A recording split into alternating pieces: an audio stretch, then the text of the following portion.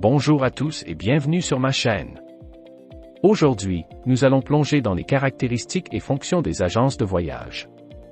Si c'est votre première fois ici, n'oubliez pas de vous abonner et de cliquer sur la cloche pour ne rien manquer de nos prochaines vidéos. Et si vous êtes déjà abonné, merci de votre fidélité. Sans plus attendre, passons directement au sujet du jour. Unité 1, leçon 1. Caractéristiques et fonctions des agences de voyage. Introduction. Chers étudiants, dans ce cours, vous verrez les origines des agences de voyage et de tourisme ainsi que les processus opérationnels et les aspects juridiques et administratifs de leur ouverture et de leur fonctionnement. Comprenons ce que sont les services des agences de tourisme, qui font partie de l'activité touristique et englobent les différents secteurs présents dans la chaîne de production touristique. Vous verrez qu'au fil des années, les agences de voyage ont traversé des processus qui ont conduit à des changements et des adaptations qui leur ont permis de rester en activité, se consolidant comme l'une des activités fondamentales de l'industrie touristique, qui génère le plus de revenus, employant de bon une partie des effectifs du secteur. Alors plongeons-nous dans ce voyage. Vous aurez désormais un autre regard sur les lieux et les destinations. Mais rappelez-vous, il faut de la concentration et de la discipline pour apprendre, vous irez donc loin.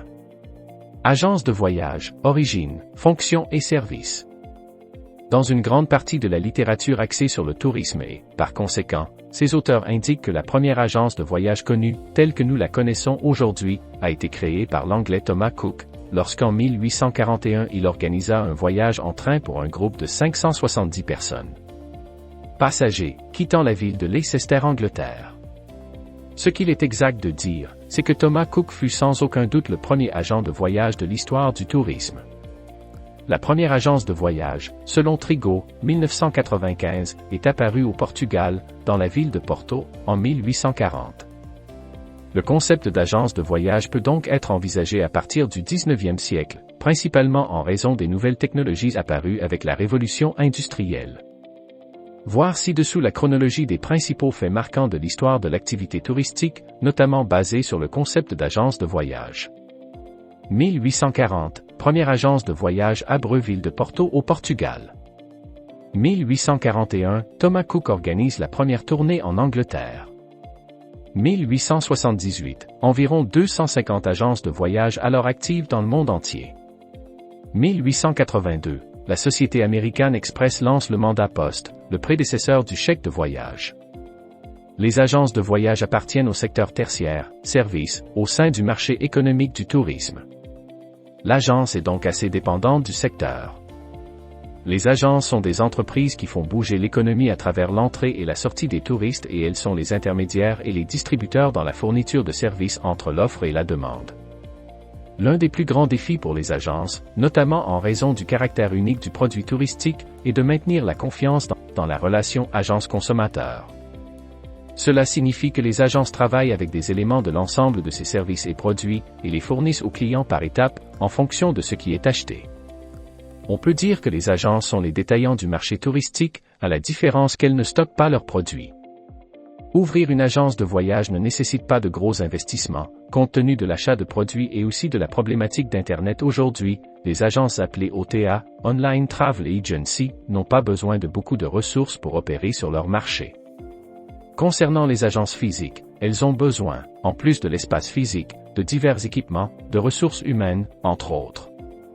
En d'autres termes, il est nécessaire de disposer de capitaux suffisants pour entretenir le siège social, ce qui rend difficile l'implantation des petites agences sur le marché. Il est important de rappeler que le rôle principal des agences a toujours été celui de distributeur de services touristiques, faisant le lien entre la chaîne de production et le consommateur final. Ce processus est connu sous le nom d'agence et d'intermédiation de services touristiques. La fonction principale des agences, qui est l'intermédiation, à une certaine époque, précisément à la fin du XXe siècle et au début du XXIe, avec l'avènement d'Internet, a conduit de nombreuses agences à s'adapter à ce nouveau moment, afin de pour diversifier leurs activités, survivre sur le marché et continuer à servir le segment dans lequel ils opéraient déjà, cherchant désormais de nouvelles définitions et de nouveaux marchés. DIA, 2005. Ouverture et opérationnalisation des agences de voyage. Selon la loi numéro 12-974/2014, qui prévoit les activités des agences de tourisme, en particulier l'article 2, on entend par agence de tourisme une entreprise dont le but, exclusivement, est la fourniture d'activités touristiques définies dans la présente loi. Dans l'art. 27 de la Loi générale sur le tourisme N 11.771/2008, dit, sont considérées comme agences de tourisme les personnes morales qui exercent une activité économique d'intermédiation rémunérée entre fournisseurs et consommateurs de services touristiques ou qui les fournissent directement. Par conséquent, les fonctions des agences de tourisme sont définies dans leur législation respective et l'objet social de leurs activités spécifiques sur le marché du tourisme a été décomposé. Ainsi, en fonction des services qu'elles sont qualifiées pour fournir et du fait que les conditions d'enregistrement et de fonctionnement sont remplies, les agences de tourisme sont classées en deux catégories. Agences de voyage et de tourisme, elles créent ce qu'on appelle un forfait touristique, c'est-à-dire qu'elles planifient, organisent et coordonnent des voyages en embauchant différents fournisseurs qui travaillent avec le produit touristique. Agences de voyage ont pour fonction de commercialiser les produits touristiques, de fournir des informations et d'orienter les clients qui souhaitent voyager, en leur indiquant les meilleures conditions tant opérationnelles que financières, en plus de fournir une assistance dans la définition des itinéraires, Petrocchi, Bona, 2003. Ainsi, après avoir défini ces catégories, pour ouvrir une agence de voyage et de tourisme, il est nécessaire, comme dans toute entreprise, le respect et l'exécution de certaines procédures, qui précèdent la structure physique elle-même. Regardons les lignes directrices selon Sebrae, SD. Consultez le conseil commercial de la ville ou de la commune où vous envisagez d'ouvrir l'entreprise, afin de vérifier si le type d'activité que vous souhaitez exercer est autorisé dans le lieu choisi. 1. Il est également nécessaire d'effectuer une recherche par nom et par marque, afin de déterminer s'il n'existe pas d'enregistrement d'autres sociétés portant le même nom et la même marque. Cette recherche s'effectue auprès d'organismes tels que le registre du commerce ou l'office notarial, pour les sociétés simples, ainsi qu'à l'Institut national de la propriété intellectuelle, INPE. 2. Archiver le contrat social, déclaration individuelle d'entreprise. Cela est nécessaire pour que l'enregistrement du contrat social puisse être effectué. Les partenaires sont également vérifiés auprès de l'IRS à l'aide de leur CPF. Pour officialiser l'ouverture de l'entreprise, recherchez un bureau de comptabilité ou même le conseil commercial de la ville, qui fournira les informations pertinentes à la constitution même de l'entreprise. Rappelons que lors de la création de l'entreprise et du choix de l'activité, il est important de respecter le type d'activité économique, CNAE, lié au CNPJ, qui doit être conforme à la loi numéro 12-974/2014. Le CNPJ est un document délivré par le Fédéral Revenu Service, tandis que l'enregistrement d'État est demandé auprès du State Revenu Service. Il est également nécessaire de demander une autorisation pour exploiter l'entreprise, dont l'organisme responsable est la mairie, secrétariat des finances municipales. Il est également nécessaire d'immatriculer l'entreprise auprès de l'Institut national de sécurité sociale, INSS. Enfin et surtout, l'entreprise est tenue, sur la base de la législation pertinente à l'activité, conformément à la Loi générale sur le tourisme, d'enregistrer l'entreprise au Cadastur, qui est le système d'enregistrement des personnes physiques et morales qui opèrent dans le secteur du tourisme. Il est également nécessaire d'adapter leur structure organisationnelle au marché sur lequel elles vont opérer et, par conséquent, à leur taille. Le tableau 1 montre la structure d'une agence de taille moyenne. On peut noter que l'organisation d'une agence de tourisme repose sur ses dimensions en termes de structure physique, de nombre d'employés, d'équipements, de division rationnelle du travail et de création de départements et d'emplois. Bref, pour être bien organisée, une agence doit être préparée fonctionnellement et technologiquement. Il est essentiel d'adapter le type de service proposé par l'agence, c'est-à-dire qu'en opérant dans différents secteurs du marché touristique, l'agence qui développe également ses propres itinéraires et forfaits devra avoir dans sa structure organisationnelle un département axé sur la sous-traitance. Les services qu'ils effectueront font partie des forfaits qui seront vendus. Par conséquent, sur la base du concept de tourisme, les agences de tourisme, en plus de fournir des services touristiques, peuvent être considérées comme constituant elles-mêmes un service touristique. Il existe un grand nombre d'agences sur le marché, ce qui rend ce segment très compétitif, les obligeant à se réinventer en recherchant la transformation et l'innovation dans la fourniture de services. La qualité de ces services est donc essentielle pour garantir la satisfaction des consommateurs et le succès de l'entreprise dans le segment dans lequel elle opère. Service d'une agence de tourisme. Les agences fournissent des services d'agence et de distribution touristique, certains services étant essentiels ou principaux et d'autres sous forme de services de conseil ou de services secondaires. Voyons les principales activités réalisées par les agences de voyage dans le tableau ci-dessous.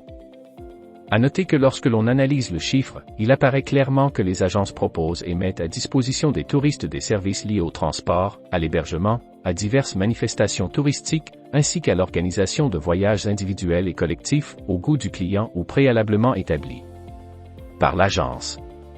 Selon Benny, 2001, p. 191. La performance de l'agence de voyage peut être résumée dans les aspects suivants. Conseil. Les voyageurs se tournent vers l'agence de voyage pour obtenir les informations nécessaires qui assureront la sécurité de ce à quoi ils vont faire face. Elle informe, conseille et oriente le client à cet égard en tenant compte de la destination, de la durée, de l'heure du voyage, du moyen de transport à utiliser, de l'hébergement et des excursions souhaitées.